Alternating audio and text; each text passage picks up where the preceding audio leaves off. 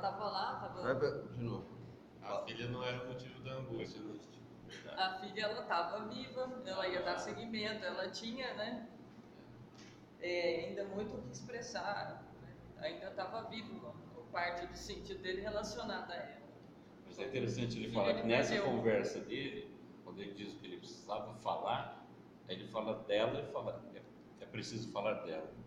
Dela também. Uma coisa interessante também, já que o Rubens mencionou, vejam que esse, por exemplo, é uma parte do narrador. É importante ver também o trabalho do narrador, porque a grande emoção do conto é dada a partir dos diálogos. Quando a gente vê e o conflito se dá, quando ele começa a falar, aí você percebe, ele não vai conseguir falar. E já no começo você percebe que ali está a essência, assim, da material do texto, tanto que o padrão se repete. Se tivesse um terceiro passageiro, você já saberia o final da história. Até nisso o Chekhov é conciso, né? Duas viagens já é suficiente, né? Mas o narrador, ele aparece em momentos pontuais e ele vai crescendo a participação dele. No começo ele só descreve o cenário e aí as falas aparecem. E vejam que aos poucos aí ele começa a dizer coisas mais, até o momento em que ele chega naquela parte em que ele fala, bom, deixa eu ver se eu acho aqui, que é onde eu vou pedir para o André ler o que eu circulei aqui pra gente, que é aquela parte em que o Corcunda pergunta se ele é casado e ele fala que é quando a gente descobre que ele também não tem mulher e nem nada. Aí depois o André também vai ler, o André não, outra pessoa, vou pedir pro Rubens, eu já falo que trecho que é ler a continuação, que é quando o narrador aparece de forma mais importante. Quando depois da cena, ele explica pra gente algo que estava acontecendo ali. A gente já tinha entendido, mas ele, de forma poética, torna a coisa mais intensa. Lê pra gente, por favor, André. Puxa, você é casado, eu? Senhores alegres. Agora só tem uma mulher, a terra fria. O túmulo quer dizer: meu filho morreu e eu continuo vivo. Coisa esquisita, a morte errou de porta. Em vez de vir me buscar, foi procurar o filho. Iona volta-se para contar como lhe morreu o filho. Mas nesse momento, Corcunda solta um suspiro de alívio e declara que, graças a Deus, chegaram ao destino. Essa parte é triste. E aí depois eu vou pedir pro Rubens ler daí até o final do parágrafo, que é quando o narrador aparece e diz talvez uma das partes mais bonitas e tensas do conto, que foi uma das que eu compartilhei no Facebook ao longo da semana. Tendo recebido até travar a conversa. Tendo recebido 20 copeques, Iona fica por muito tempo olhando os pândegos que vão desaparecendo no escuro saguão. Está novamente só e, de novo, o silêncio desce sobre ele. A angústia, que amainara por algum tempo, torna a aparecer, inflando-lhe o peito com redobrada força. Os olhos de Iona correm, inquietos e sofredores, pela multidão que se agita de ambos os lados da rua. Não haverá entre esses milhares de pessoas uma ao menos que possa ouvi-lo? Mas a multidão corre, sem parar, sem reparar nele, nem na sua angústia. Uma angústia imensa, que não conhece fronteiras. Dá a impressão de que, se o peito de Iona estourasse e dele fluísse para fora aquela angústia, daria para inundar o mundo e, no entanto, não se pode vê-lo. Conseguiu caber numa casca tão insignificante que não se pode percebê-la, mesmo de dia, com muita luz. É incrível essa parte, né? É poesia pura em prosa, né? Ele usa, inclusive, elementos literários como a hipérbole, né? Falando que se o peito do Iona estourasse, fluísse a angústia, daria para inundar o mundo. E antes o narrador estava quietinho ali, contando alguma coisa, ou de repente ele pega e fala isso. Então ele é um personagem importante também na história, por mais que discreto, né? A gente não veja ele estar ali para cumprir uma função. Aí esse trecho é incrível. Outra coisa que me lembra o Frank é que quando o Iona fala, ele não fica angustiado, ele passa por uns momentos a angústia. E esse autor, ele diz que a gente encontra o sentido quando a gente se move para fora de nós mesmos. Nenhuma daquelas fontes de sentido que ele fala aqui, que a gente tem, está na própria pessoa. Que às vezes as pessoas dizem, né, um clichê, procura sentido dentro de você. Não vai achar. Dentro de você vai ficar angustiado. Pela lógica do Viktor Frankl. Então está para fora. Quando a gente volta para fora de si mesmo, para Deus, para alguém, para um trabalho, ou quando a gente vê sentido no que a gente passou. Eu acho que é o que ele estava buscando. Até quando ele diz assim, ele não estava entendendo. Ele estava conformado, mas não estava entendendo. Quando ele fala pro cara que a morte chegou de porta, né, veio e buscou o filho. O filho morreu, ele continua vivo. Como assim? O que é isso? Coisa estranha. Então ele estava tentando entender. E ele só podia fazer isso na relação com o outro. Sozinho ele não tinha como. Era demais para ele fazer isso sozinho. Tem um trecho que ele fala, né? Ele não pode falar. Não pode. Não sei se eu acho o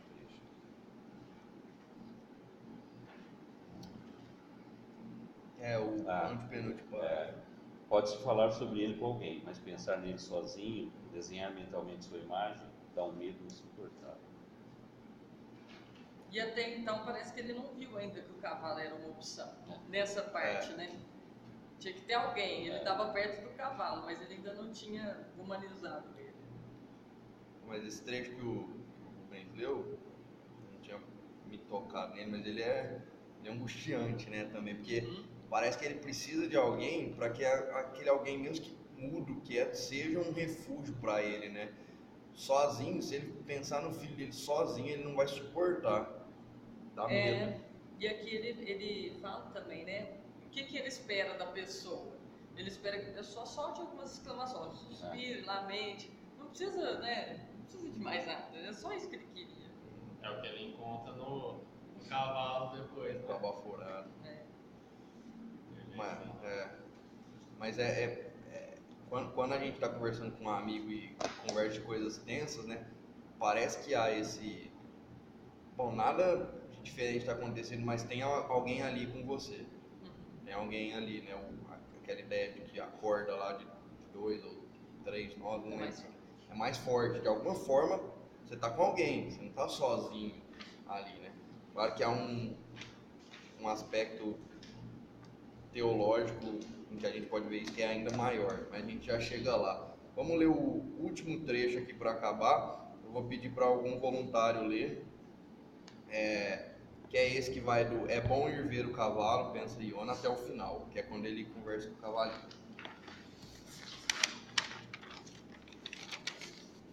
Na onde? É bom ir ver o cavalo, que tem umas aspas, até o final.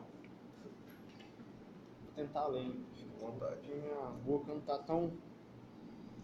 Veste aqui, né? No de cima. É bom ir ver o cavalo, pensa Iona. Sempre há tempos para dormir. Veste e vai para o cocheiro, onde está o seu cavalo. Iona pensa sobre a aveia, o feno e o tempo estando sozinho. Não pode pensar no filho. Pode-se falar sobre ele com alguém, mas pensa nele sozinho. Desenhar mentalmente a sua imagem. Dá um medo insuportável. Está mastigando? Pergunta Iona ao cavalo, vendo seus olhos brilhantes. Ora, mastiga, mastiga, senão ganhamos para a aveia. Vamos comer feno. Sim, já estou velho para trabalhar de cocheiro. Ó filho, é o que deveria trabalhar, não eu. Era um cocheiro de verdade, só faltou viver mais.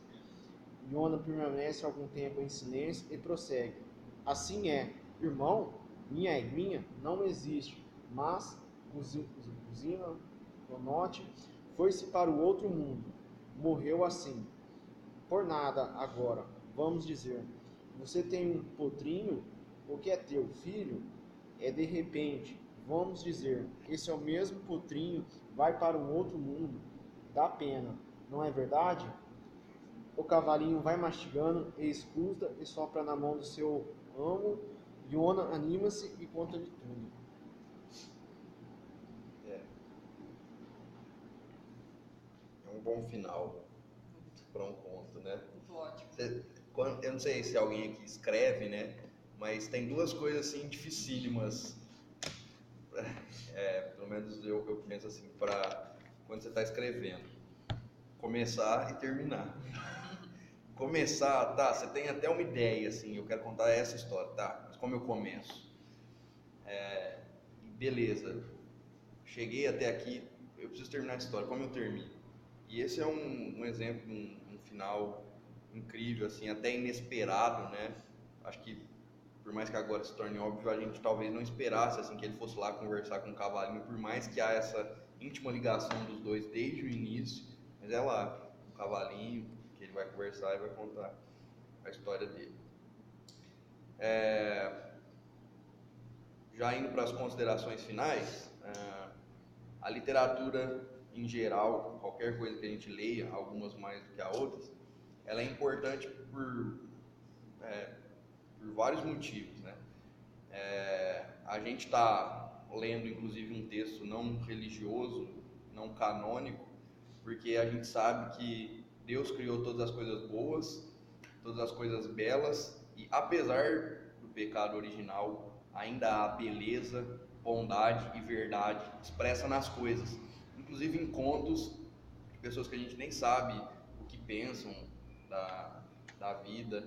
O importante é que ainda há no ser humano algo da beleza cuja fonte é o Criador, né? E a gente vê isso em contos assim que são incríveis. Por isso a nossa ideia de ler esse tipo de contos, para ver essa beleza, para ver coisas boas, ver o contraste com aquilo que é certo, aquilo que é errado, que se manifesta nas expressões humanas, não só religiosas. O homem sabe que certas coisas são boas, certas coisas são ruins, certas coisas são belas, certas coisas são feias, senão não escreveria coisas assim, né? Não conseguiria transmitir universalmente esse sentimento.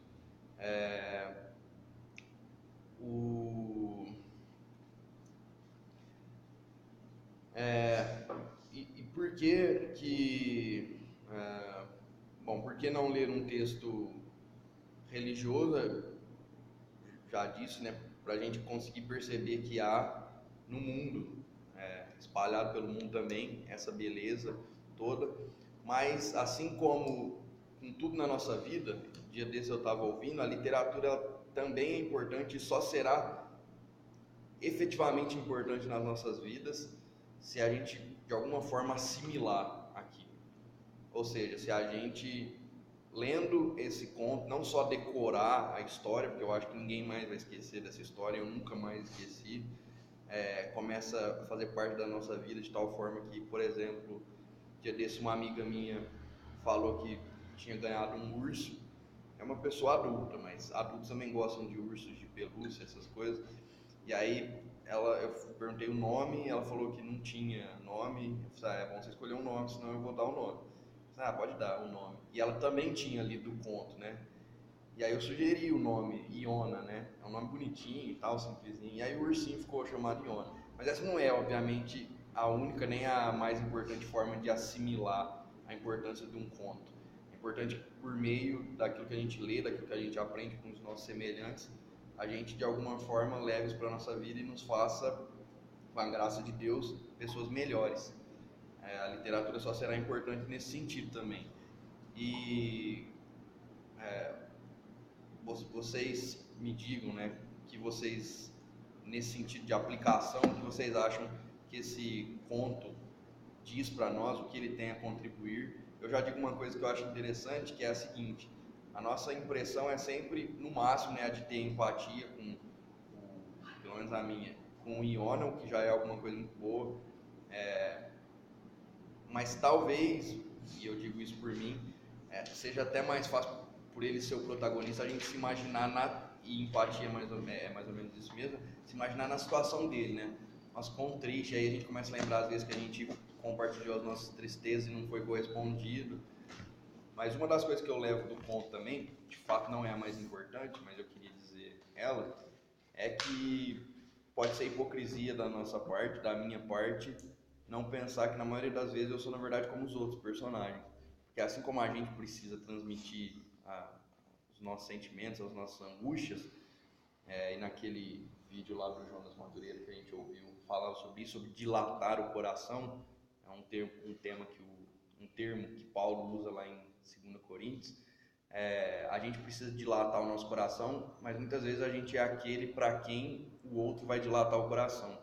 E a gente não pode ser como aquele militar, como aqueles 3 jovens, a gente precisa ser como um cavalo, baforar na mão do nosso amo e ouvir, estar ali disposto. Tardio no falar. Tardio no... Rápido para ouvir, tardio no falar. Isso aí.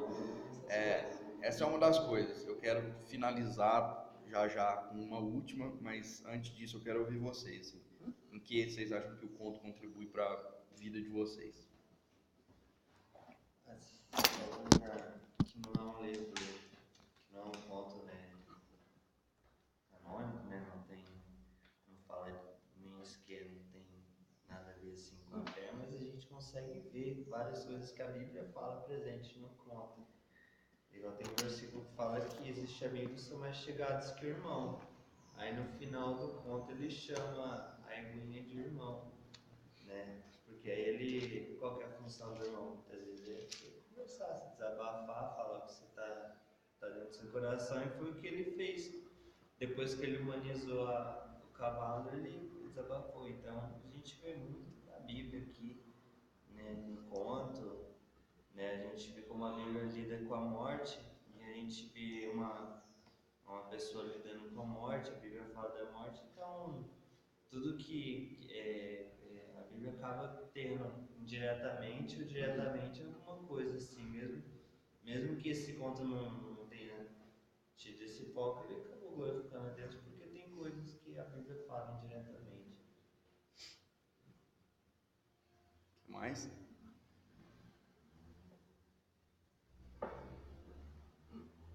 Quando vocês vão pensando, só porque o Pedro mencionou ali aquele versículo, há um outro, né, que é quando Paulo lá já terminou a parte mais conceitual, doutrinária da carta de Romanos, ele começa a dar conselhos, exortações para os irmãos, e aí irmãos mesmo, uma família de fé, e ele diz, dentre outras coisas, alegrai-vos com os que se alegram, chorai com os que choram.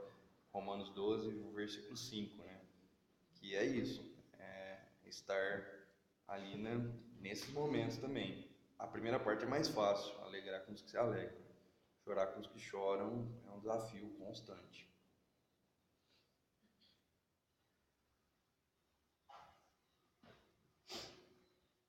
Então, eu tenho muitas coisas assim para levar, né?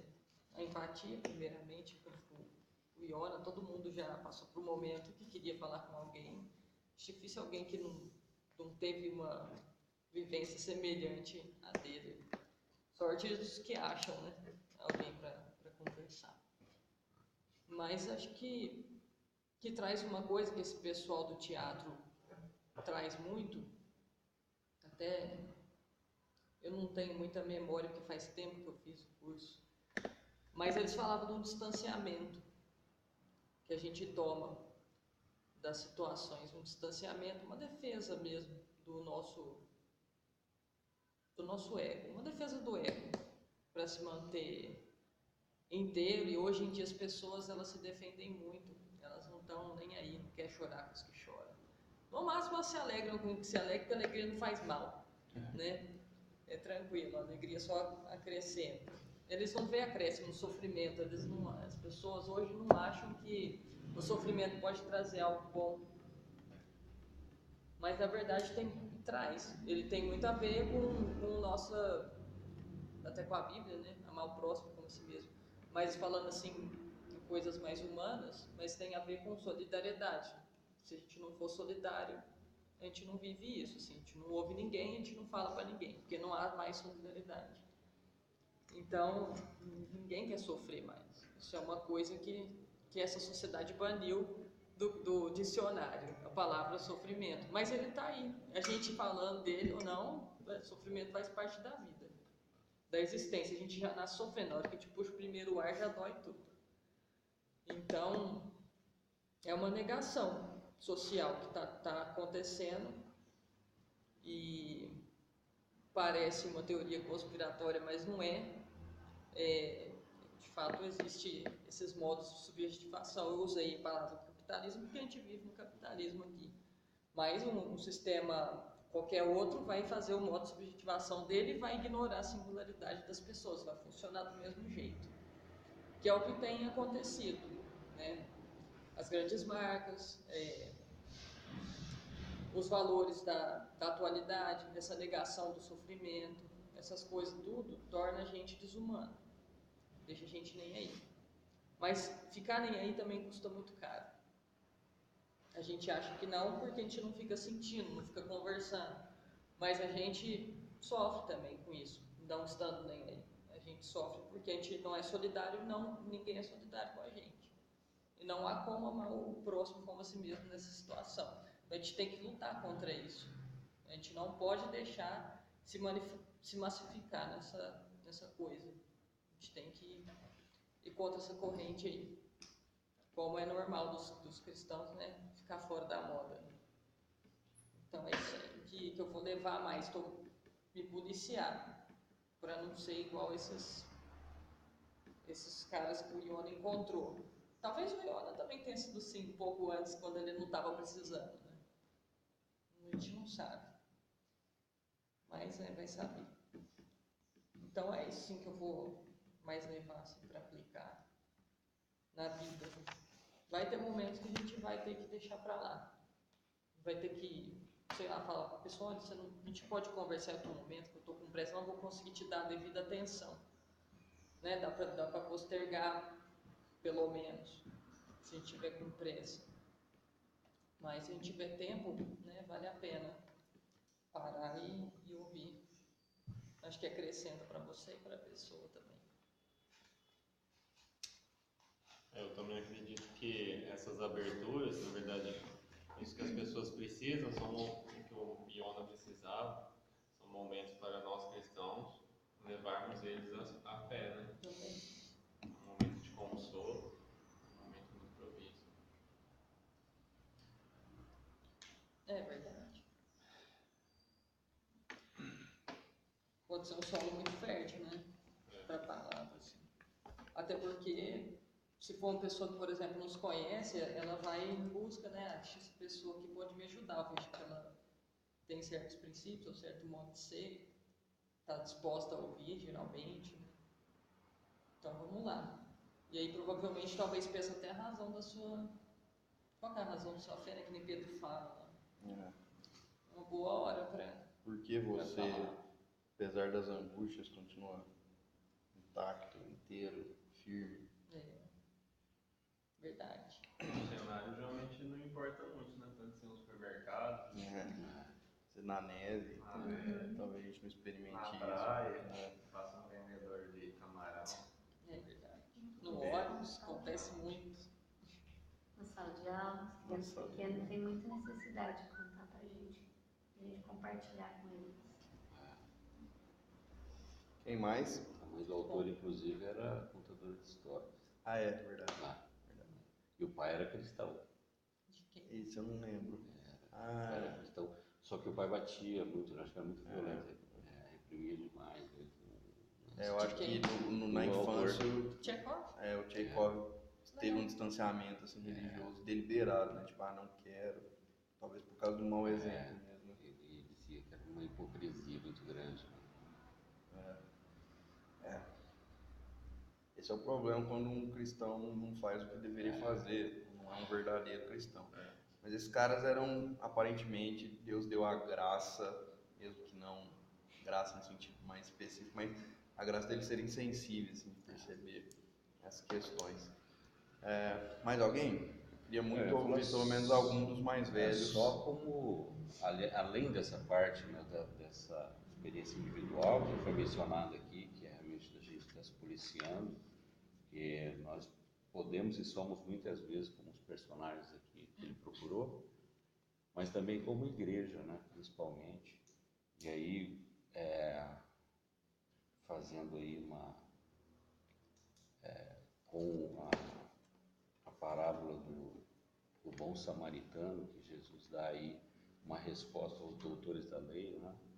Questionavam quem é o meu próximo aí, porque primeiro ele falou, o que eu tenho que fazer para se salvar? Ele falou, você sabe os mandamentos, o que a lei diz? Aí ele foi nota 10. Aí ele, não contente, né, perguntou para Jesus, quem é o meu próximo? Aí Jesus discorre aquela parábola, de certa forma um conto também, e aí ele apresenta os que passaram longe da necessidade, né, do ferido, que eram religiosos, conheciam a lei. Então ele nos dá aí uma lição muito importante, que a religiosidade muitas vezes, né, e nós nos achamos numa posição, mas muitas vezes nós deixamos realmente e damos desculpas, né, achamos aí justificativas para não ouvir, para não sentir o que o outro está sentindo, e nos damos por satisfeitos com isso. Eu vi um comentário, agora eu não me lembro exatamente como é, que tanto o levita quanto o sacerdote tinham lá uma especificação na lei para manter distância de um cadáver, tem, não sei se é 1,20 m, alguma coisa assim. E isso era uma justificativa talvez para passar de largo, né? Para nem examinar se estava vivo realmente ou estava morto, ou qual era a situação dele realmente. Isso seria uma justificativa que talvez nós utilizamos aí, né, similares aí todos os dias como igreja. Eu comentei sobre um vídeo com o Israel até, mas eu não trouxe aqui o site, mas depois eu coloco no grupo se eu conseguir encontrar, porque justamente fala sobre isso. Tem uma situação de que há uma necessidade de salvação de um pessoal, estão no mar, tem um barco, e o barco ele representa a igreja, cheio de religiosos dentro, eles estão fazendo um encontro, então tem todo aquele cerimonial, e eles não querem dispensar pessoas daquele cerimonial para sair no mar, numa tempestade, para tentar encontrar ou salvar algumas pessoas. E nós como igreja às vezes cometemos o mesmo erro, então é realmente meditar sobre isso, né? Qual é a real função da igreja? Porque Jesus era alguém muito atencioso, principalmente com os necessitados, né? Nos dois sentidos, espiritualmente, mas também materialmente. Eu lembrei muito do que a gente viu do Jonas também, até dentro da própria igreja, que a gente não tem também, às vezes, aquela confiança, não sei qual que é a palavra, ou se acha que as pessoas não vão ter tempo. E eu já disse que não tinha tempo algumas vezes, ultimamente eu tenho, mas assim, ninguém quis ultimamente desabafar comigo, só queriam passar um tempo mesmo, mas eu estava ocupado, passando tempo também dando atenção para uma pessoa que eu julgo que estava mais necessitada de mim. Mas assim, acontece muito entre nós também, da gente não se dispor ou não ter coragem de dizer. Até, não sei, ultimamente eu até disse um pouco, mas foi por WhatsApp, que é mais fácil escrever do que eu falar. E é bom que a pessoa não precisa nem falar se está com tempo, que está escrito lá, a hora que ela lê. Mas eu escrevi confiando que as pessoas iam ler e iam me ajudar. Mas às vezes precisa de um sopro na mão. Precisa. O WhatsApp não dá essa. Um calorzinho. É verdade, né? Aquele sopro. De novo a ideia lá do narrador, do autor não usar nem mais nem menos, aquele sopro ali era importante, né? Não tá a mais ali, é um sopro importante. Calor, né? Calor, O literal. soprinho ali foi a brecha. Lá. Pra você mesmo. Foi o selo de autenticidade. Então. Ele será o meu ouvinte pelo resto da noite. Esse é um ouvinte capacitado. Então, assim, no Ser Entre Nós, às vezes falta, né? Dilatar o coração. E, nossa, aquela pregação do Jonas é excelente, sim. Chama, já, para quem quiser, o afeto que revela quem somos. A gente viu na igreja, fala sobre aquele texto de Paulo que usa esse termo, dilatar o coração. E aí, inclusive naquele dia eu mencionei que tinha um conto, graças a Deus a gente está conseguindo ler aqui ele hoje. Mais alguém? Só vi metade desse vídeo. Chegou atrasado, né? A gente tem que passar por cima dessas dificuldades, né? Temos que vencer elas, porque vencendo elas entre nós, depois fica mais fácil também de vencê-las fora, nos outros. Uma pergunta simples, então, para eu já dizer mais duas coisas e a gente acabar. Muito simples. Gostaram do conto? Muito Sim. Que bom, que Valeu a bom. pena. Ah, encontro aqui também. que bom, que bom. O interesse é esse, que seja um momento edificante e gostoso, que a gente, literatura é isso, é beleza. A gente vai ler certas coisas e, caramba, eu preciso compartilhar isso, eu preciso ler com meus amigos, eu preciso analisar, que a gente faça isso com esses textos, com o texto acima de todos os outros, que é a palavra. Uma das últimas coisas que eu queria dizer, são duas, né, para finalizar, é que caso vocês tenham gostado, e a gente recomenda de olho fechado esse autor, o Chekhov, tem alguns contos dele esparsos na internet, mas há livros dele, né? Mas a sugestão é que vocês forem, quero ler mesmo esse cara, né? Procurem aquela que é, se eu não estou enganado, a única editora no Brasil que traduz literatura russa direto do original. A gente tinha até um tempo atrás no Brasil traduções indiretas, né, do francês e tal. Essa editora aqui, a editora 34, ela traduz Tolstói, Dostoiévski, Chekhov, Gogol, direto do russo. É uma editora incrível. Inclusive, já como uma sugestão de leitura, né, abrindo um parênteses no que a gente falou até agora, uma sugestão de leitura, eu terminei ontem esse livrinho chamado Noites Brancas, do Dostoiévski, um escritor fundamental, da editora 34. É um livro curtíssimo, ele tem 72 páginas de texto mesmo, tem algumas outras páginas, mas é de prefácio, pós-fácio.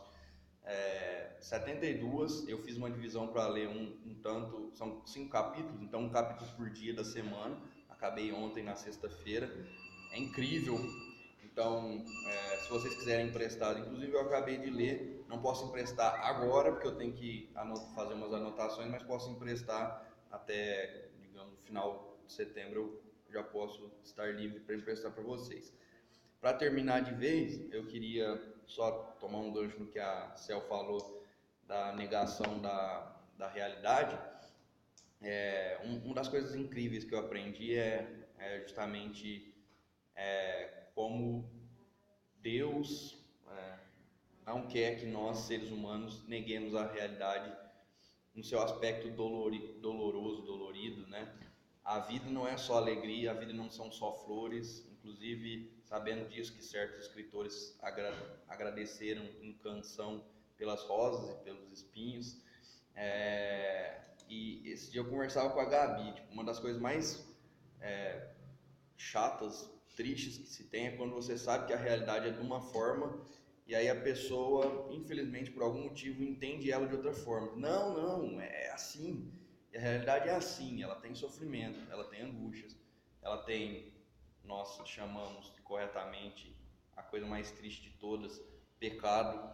Ela tem a maior de todas as afrontas, que é a nossa ingratidão a Deus, a nossa falta de reconhecimento de Deus. Ela tem sofrimento, ela tem angústia, que é o texto desse nosso conto. E a Bíblia, que é o texto dos textos, nos mostra isso quando, por exemplo, ela abre partes inteiras dela para falar sobre a angústia do ser humano. Ela deixa, inclusive, um livro inteiro para que o homem fale a Deus, enquanto em todos os outros livros é Deus que fala ao homem. Nos Salmos, o homem fala a Deus. Mas há textos como, por exemplo, um que um amigo nosso começou a ler, me parece, esses dias, né? Jó, que fala sobre isso, sobre essa angústia, né? E Jó era um cara que tinha talvez uns amigos ruins, mais ou menos iguais assim, né? Porque talvez o Iona até tivesse numa situação melhor, porque se aqueles caras fossem falar o que os amigos de Jó falaram para ele, é melhor ficar quieto mesmo, é melhor conversar com o cavalinho. Mas melhor do que tudo é conversar com alguém que nos entende de fato, né? E aí Jó, estranhando um pouco isso, né, pergunta para Deus, em certo momento, quando ele está conversando com Deus, os amigos já se foram, ele está conversando com Deus e aí ele diz, naquela angústia que não é pecaminosa, é aquela que tenta entender mesmo, ele diz, acaso o Senhor é de carne para entender o meu sofrimento? O que eu estou sofrendo o Senhor não entende, né? Querendo dizer isso. É claro que Deus entendia por causa da sua soberania, mas de forma ainda mais explícita e bela, ele mostra que entende quando aquele Deus se faz carne e sofre as nossas angústias, vindo à terra, sendo como o cavalinho que foi atencioso, mas sofrendo as angústias do Iona, sofrendo angústias mesmo, como as já citadas aqui do Getsemane, da morte de Lázaro, da incredulidade das pessoas. Ele viveu 100% todas essas angústias. Em tudo ele foi tentado, mas sem pecado, a ponto de não só nos ouvir, mas fazer definitivamente algo por nós, porque o amor necessariamente precisa de uma expressão desse amor. É a expressão máxima de amor que um ser humano pode fazer por outro foi a daquele que era 100% humano, mas também 100% Deus. Jesus Cristo morreu por nós na cruz. Ali ele se compadeceu perfeitamente por nós e se tornou, ele mesmo disse, nosso melhor amigo. Ele nos chama de amigos. Então, a Cel falava sobre a importância, e eu achei isso incrível, né? Sobre como o ser humano, de forma alguma, ele se eu estiver errado, você identifica, você me diz aí, eu posso usar os termos errados, mas como a gente só se identifica como ser humano, de alguma forma, na relação com o outro, sozinho nunca vai dar certo. E a gente tem a oportunidade de, mesmo sem ter passageiros no nosso trenó, sem ter um cavalo que nos ouça, nunca estarmos sozinhos. A gente tem Deus, a gente tem Cristo, que morreu, mas ressuscitou, está vivo, está conosco. E Ele sim é o melhor amigo para contar, para quem a gente deve contar as nossas angústias. O melhor, de fato, melhor em todos os sentidos. Ele vai ouvir, Ele já sofreu o que a gente já sofreu, Ele tem o melhor conselho, e Ele, mesmo que não prometa que a gente vai passar por aquilo, que as coisas vão ficar melhores, Ele promete nos manter firmes, para que a gente mantenha aquilo que é o que a gente precisa daqui até o fim da nossa vida: fé, esperança, amor, dos quais dos três o último é o mais importante, né? A fé e a esperança, inclusive, um dia a gente nem vai precisar mais delas, a gente vai estar com o próprio Deus, mas que Ele nos preserve também o amor por Ele, que é a expressão do amor que Ele tem por nós, e que isso se horizontalize no amor que a gente precisa ter uns pelos outros. Que Deus nos ajude. Amém.